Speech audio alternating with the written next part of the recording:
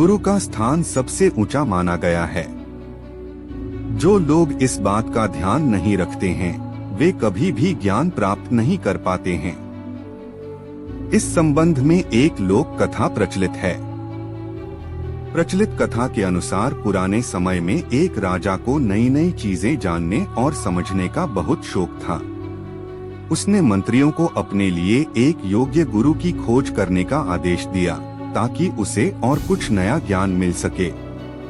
मंत्रियों ने कुछ ही दिनों में एक श्रेष्ठ गुरु को खोज निकाला। राजा ने गुरु को प्रणाम किया और उनसे पढ़ना शुरू कर दिया। गुरु रोज राजा को पढ़ाते, राजा भी पूरा मन लगाकर गुरु की बातों को ध्यान से सुनते समझते थे। लंबे समय तक ऐसा ही चलता रहा, लेकिन राजा को कोई विशेष लाभ नहीं मिला। राजा अब परेशान रहने लगा। उसे समझ नहीं आ रहा था कि वह ज्ञान हासिल क्यों नहीं कर पा रहा है। गुरु की योग्यता पर सवाल उठाना सही नहीं था, क्योंकि वे काफी विद्वान थे। एक दिन राजा ने ये बात रानी को बताई। रानी ने राजा को सलाह दी कि ये बात आपको अपने गुरु से ही पूछनी चाहिए। अगले दिन राजा ने गुरु से पूछा कि आप मुझे काफी दिनों से शिक्षा दे रहे हैं, लेकिन मुझे लाभ नहीं मिल रहा है। कृपया मुझे बताएं ऐसा क्यों हो रहा है। गुरु ने कहा कि राजन, इसका कारण बहुत ही सामान्य है। आप अपने अहंकार की वजह से ये छोटी सी बात समझ नहीं पा रहे हैं। आप बहुत बड़े राजा हैं, मुझसे हर स्थिति में आगे हैं। शक्ति, पद प्रतिष्ठा और धन संपत्ति, हर मामले में आप मुझसे श्रेष्ठ हैं। आपका और मेरा रिश्ता गुरु और शिष्य का है।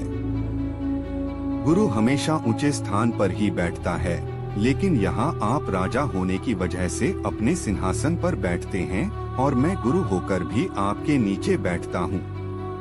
इसी वजह से आपको शिक्षा का लाभ नहीं मिल पा रहा है। जो हमें ज्ञान देता है वह हर स्थिति में सम्मानीय है और ऊंचे स्थान पर बैठने के योग्य है। राजा को गुरु की बातें समझ आ गई और उसे अपनी गलती का एहसास हो गया।